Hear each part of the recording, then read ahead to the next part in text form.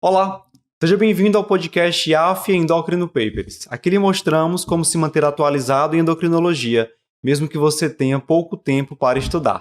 Meu nome é Ícaro Sampaio. Eu sou Luciano Albuquerque. E o tema hoje é score de cálcio coronariano, o que todo endocrinologista precisa saber.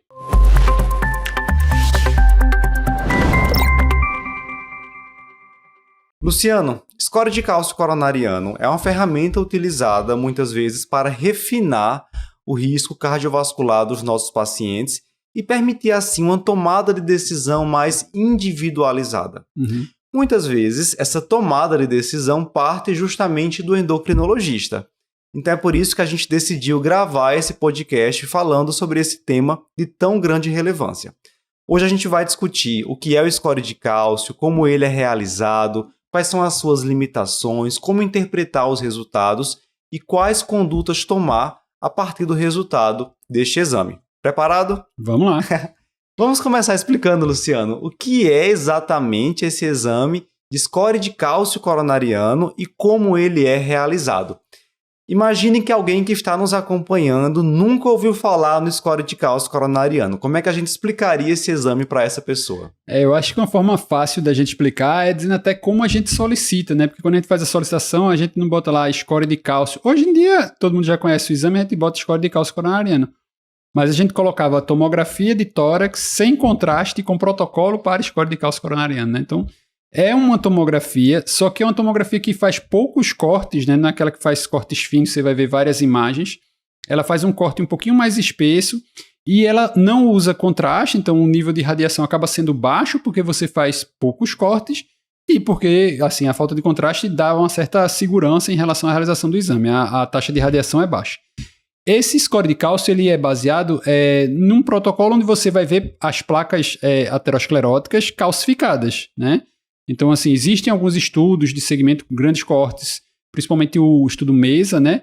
Onde ele vê uma relação quase que linear entre a presença de calcificação em artéria coronariana, né? Em placa calcificada, com a incidência de evento cardiovascular. Então, é um exame que vai dar para você uma estimativa refinada de risco de evento. Então, se você tem um paciente que você está na dúvida se deve ou não tratar, ou se o próprio paciente é um pouco reticente em relação ao uso de estatina, né? Porque a gente sempre bate em cima, não, estatina é uma medicação que vai entrar e permanecer para o resto da vida do paciente.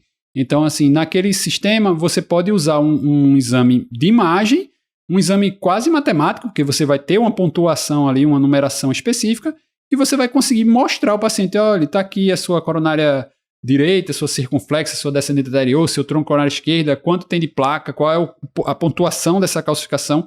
Então, é um exame que materializa a história da aterosclerose coronariana, né? Enquanto você fica muito naquela história, não, você tem um risco elevado. Na hora que você mostra ao paciente o vaso, mostra até a imagem, porque é bem ampliada, né? Quem já viu um exame, o corte é bem grande, assim você consegue ver onde é que está a plaquinha. E aquilo ali facilita até para o paciente entender e aderir ao programa de cuidados em relação a colesterol, né? Perfeito. Então, a gente está falando de um exame relativamente simples, hoje já bastante disponível, com baixa radiação e que nos ajuda no convencimento do nosso paciente em relação ao tratamento. Deixando claro que ele identifica placas calcificadas. Então, não é interessante, por exemplo, para um paciente que tem sintoma relacionado à doença cardiovascular aterosclerótica, porque ele não permitirá mensurar a dimensão, por exemplo, de uma placa parcialmente calcificada ou não calcificada. A gente está falando aqui de um exame para pacientes assintomáticos que estão buscando um refinamento do seu risco cardiovascular, da estratificação de risco cardiovascular. Para que seja identificada como sendo uma placa no exame de score de cálcio, é necessário que haja pelo menos mais que 1 milímetro cúbico, mais que 1 milímetro quadrado de placa e uma calcificação com a densidade maior que 130 unidades Hounsfield. Então, se estiver abaixo disso, se houver uma placa parcialmente calcificada, mas que não preenche esse critério, vai passar ali no score de cálcio coronariano e não será identificado. Então, também não é um exame que é 100%. Tem esses detalhes técnicos aí que são identificados para que a gente possa determinar realmente que há uma placa. Então, mas a gente tem que lembrar exatamente essa fisiopatologia da doença aterosclerótica, né? Assim, a tendência da placa é ela calcificar ao longo do tempo, né? Então, assim, acaba sendo um exame que vai ter uma sensibilidade maior em pacientes com uma faixa etária um pouquinho mais avançada, aquela placa que já está ali há um certo tempo, às vezes esse paciente mais jovem pode ser uma limitação por conta justamente dessa placa ainda não estar calcificada e não ser detectada no exame. E como colocado, ela vai cair na indicação exatamente do paciente de risco intermediário e assintomático, porque se o paciente é sintomático, provavelmente ele já tem uma doença coronariana estabelecida e ele já seria classificado como alto risco e ele não precisaria de fazer exame para tratar, né? Seria paciente para fazer uma angiotomografia, por exemplo. Exato. Né? E a angiotomo, hoje em dia, para quem pede, né? O pessoal da cardiologia que acaba pedindo mais, mas a angiotomo, boa parte do pessoal que faz, mesmo que você não cite, ele faz o score de cálcio coronariano, porque é praticamente no mesmo exame. A angiotomo vai fazer mais cortes tomográficos até, precisa de um pouquinho mais de detalhamento, mas ela faz o score de cálcio, na maioria das vezes, já incluso ali dentro do protocolo, né? E até algumas clínicas pedem para você não solicitar tomografia com protocolo de score de cálcio, pede para você pedir angiotomo, por questão de remuneração e tal, né? Mas não precisaria ser angiotomo para todo mundo. O score de cálcio já resolveria, né? Então tem essas diferenças. Muito bem, Luciano. Acho que explicamos bem o que é este exame, mas como é que a gente utiliza isso em relação à avaliação de risco cardiovascular? Primeiramente, o que é que a gente tem de evidência de que, de fato, o score de cálcio coronariano permite uma melhor avaliação de risco cardiovascular? Uhum. O que tem é exatamente assim, são grandes coortes populacionais que acompanham pacientes e fazem rotineiramente essa avaliação, ali na entrada um exame de score de cálcio e ver o risco de que aquilo ali vai acontecer ou não. Então existe uma evidência científica clínica embaixo disso, né? O maior estudo que tem esse tipo de abordagem é um famoso estudo MESA, né? Uma coorte grande americana, onde ele correlaciona a pontuação desses scores de cálcio e o risco desse evento ocorrer nos próximos anos. Então, a classificação americana, ela usa o AHA, né? Assim, aquela classificação já é um pouquinho antiga, ela usa um ponto de corte de 5 a 7,5 para o que ele chama de limítrofe borderline, né? Então, é o risco de você ter evento em 10 anos. Então, você tem 6% de risco de que nos próximos 10 anos você tenha um evento cardiovascular. Esse é o risco limítrofe. A partir de 7,5% até 20% é o risco intermediário e acima de 20% é o alto risco. Então, se você cair no alto risco, você já não precisaria fazer o exame, porque você já está no alto risco, não ia mudar nada se você fizer alto risco por causa de outros fatores. Se der um score de cálcio muito baixo, 0, você não vai evitar a estatina porque já é alto risco, não tem como fazer. Obviamente, você não vai fazer em quem já teve evento, porque se ele já teve evento, você já supõe que ele tem placa e que aquela placa já causou o evento, né? Então, já pula um estágio também. Então, a grande indicação é nesse risco intermediário. Inclusive, no próprio guideline americano, eles botam nesse ponto para você escolher se você vai ou não iniciar a estatina e qual a evidência que você vai ter em relação a isso. O borderline, o limítrofe, ele pode também entrar nesse conceito de solicitação desse exame, né? Isso a gente falando no contexto de pacientes não diabéticos, né? Paciente só que quer avaliar realmente o risco cardiovascular, que pra gente que é endocrinologista acaba nem sendo tão a rotina, porque a gente vai ter muito mais necessidade de avaliar risco em pacientes diabéticos, né? Acaba que é mais a rotina da gente do dia a dia. Mas para o não diabético, se ele cair nessa faixa do risco limítrofe, ele vai avaliar aqueles estratificadores de risco, se o paciente tem alguma doença inflamatória crônica, se a mulher tem alguma complicação obstétrica, ginecológica, se tem aqueles outros marcadores, PCR, lipoproteinazinho, ApoB, triglicerídeo alto. Então tem uma série de outros marcadores que você pode lançar a mão, mas se mesmo assim persistir a dúvida em relação a começar ou não, então o score de cálcio, ele numericamente ele dá o resultado dele, lendo o resultado você vai dizer se você vai ou não tratar e como você vai tratar, né? Então você estratificaria o risco de acordo com o score de cálcio. Algumas poucas situações, no contexto de DAC crônica, o paciente mesmo que já tem a doença diagnosticada, tem ali algumas situações, aí usa um ponto de corte bem mais elevado para você indicar a intervenção. Seria o equivalente ao que você vê uma placa na angiotomo. Então tem uma pontuação a mais que a gente pode também usar como interpretação. Perfeito. Então, por ser uma ferramenta para avaliação de doença aterosclerótica subclínica, né, uma correlação direta com doença subclínica, ele acaba sendo um fator prognóstico também independente de outros fatores de risco. Quando os demais fatores de risco, como hipertensão, idade, níveis de colesterol, chegaram no limite em relação à estratificação de risco cardiovascular, eu não consigo mais uma reestratificação a partir daqui. O score de cálcio coronariano vem e nos dá essa informação. Perfeito. Bem, e como é que a gente interpreta os resultados do score de cálcio coronariano? Ele vem lá em unidades Agatston, não é isso? Uhum. E assim, a gente vai ter alguns pontos de corte a partir dos quais poderemos dizer que esse paciente é um paciente que eu posso ficar mais tranquilo, que ele não vai precisar de estatina, ou é um perfil de paciente em que eu continuo na dúvida, porque isso pode acontecer, ou é aquele paciente que definitivamente vai ter indicação de terapia mais intensiva, né? Quando a gente tem um score de cálcio 0, eu posso ficar tranquilo com esse paciente, né? É um paciente que tem um risco muito baixo de eventos cardiovasculares nos próximos 10 anos, a não ser que seja um paciente que tem um outro fator de risco para a progressão rápida da doença aterosclerótica, um fator de risco muito forte, como diabetes, tabagismo, história familiar de doença cardiovascular prematura. Mas, do contrário, veio 0, posso ficar sossegado, é um paciente de baixo risco. Se ele vem entre 0 e 100, eu não posso definir ainda que é um paciente de alto risco cardiovascular, mas é um risco que já é maior também do que o paciente que tem um score de 0. Já existe um incremento do risco cardiovascular desse paciente. A gente vai ver daqui a pouco que algumas diretrizes recomendam tomar a conduta nesse perfil de acordo com a idade do paciente e de acordo com outros fatores de risco. E se o score de cálcio é maior que 100, aí sim eu posso dizer que é um paciente de alto risco cardiovascular. É isso que a gente recomenda em linhas gerais para o paciente não diabético hoje, certo? Exato. A gente vai usar a mesma correlação que a gente já falou anteriormente, né? Baseado nos dados do MESA, por exemplo, se você tiver um score de cálcio de 0, não quer dizer que você tem 0 risco também, né? Quer dizer que quem tem um CAC de 0, a gente usa essa sigla CAC, né?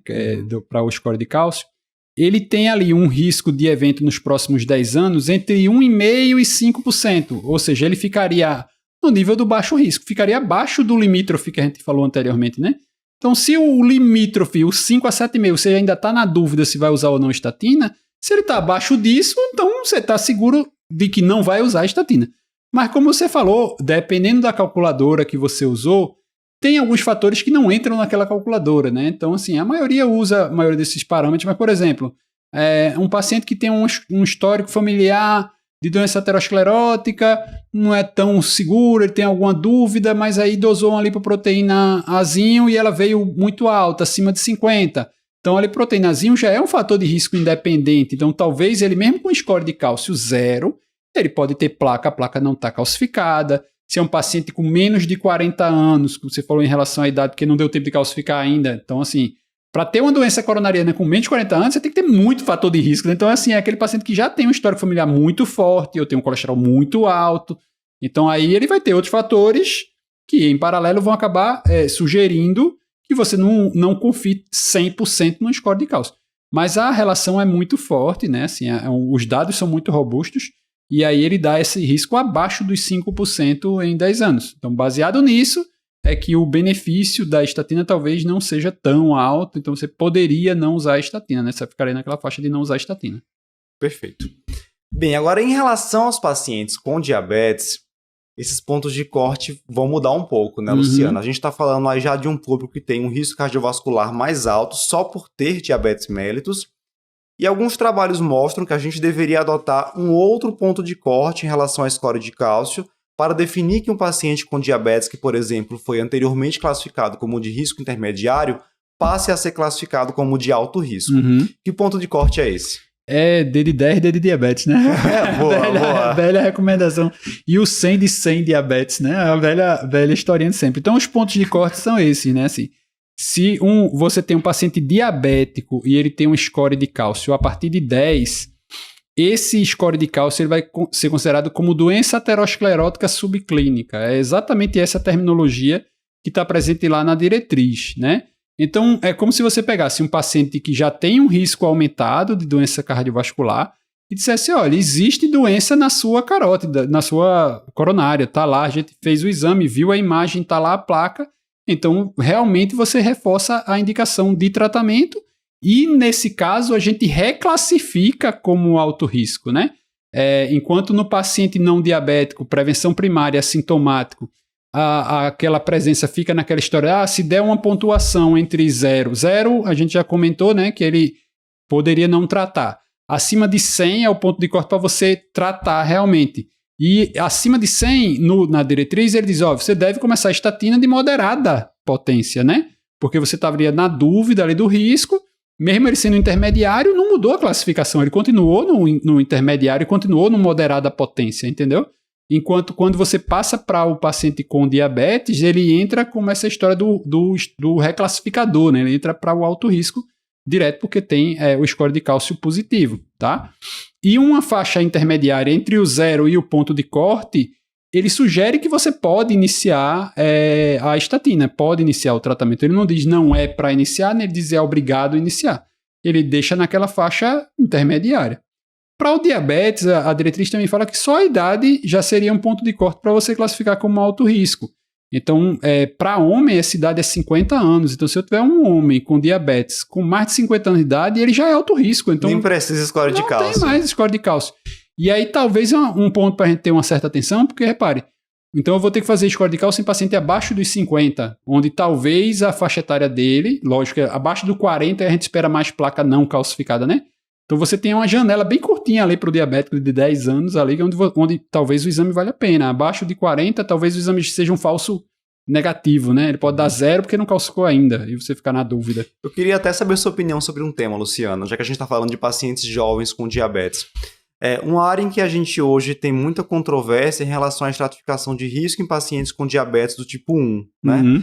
A gente vê muito assim, varia muito na literatura o que eles recomendam em relação. Isso. Alguns falam para utilizar aquela calculadora Estino, outros recomendam aguardar se esse paciente vai realmente desenvolver algum estratificador de alto risco.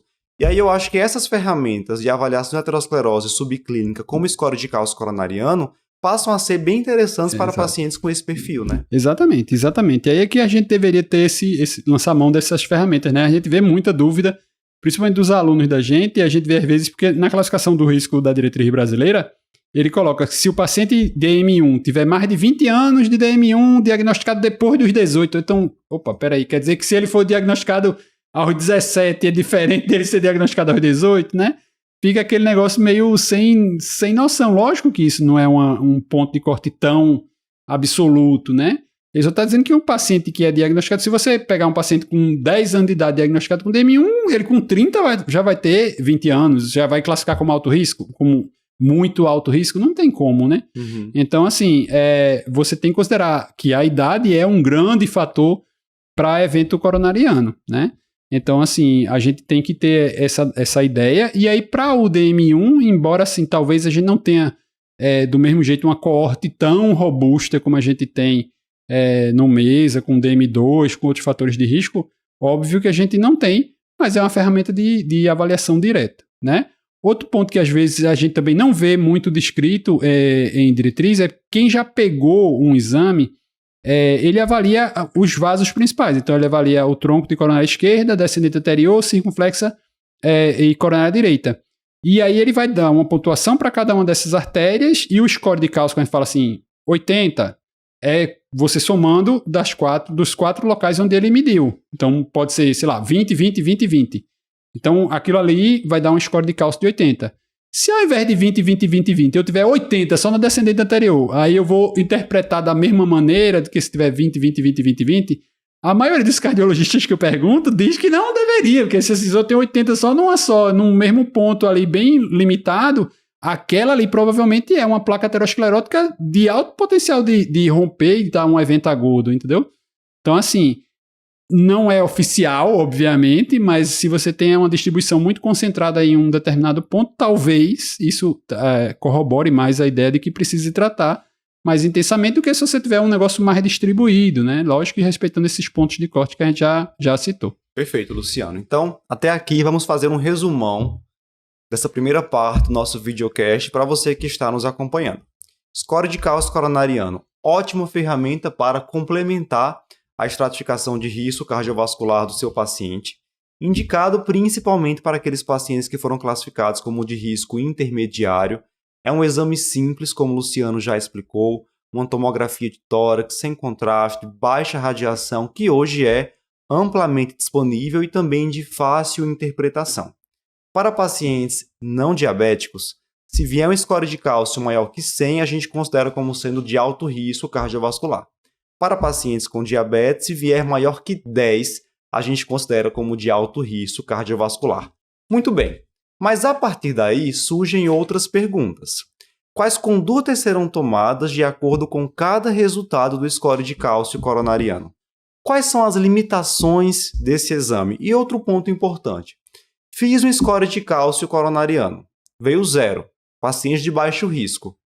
Quando é que eu devo repetir esse exame no acompanhamento? A gente vai discutir isso na versão completa desse videocast. Se você quiser conferir, acesse a plataforma do curso de atualização em endocrinologia do AFIA Endocrino Papers. E se você ainda não é nosso aluno, ainda não é aluno do curso de atualização em endocrinologia, vem correndo fazer sua inscrição. Te espero lá.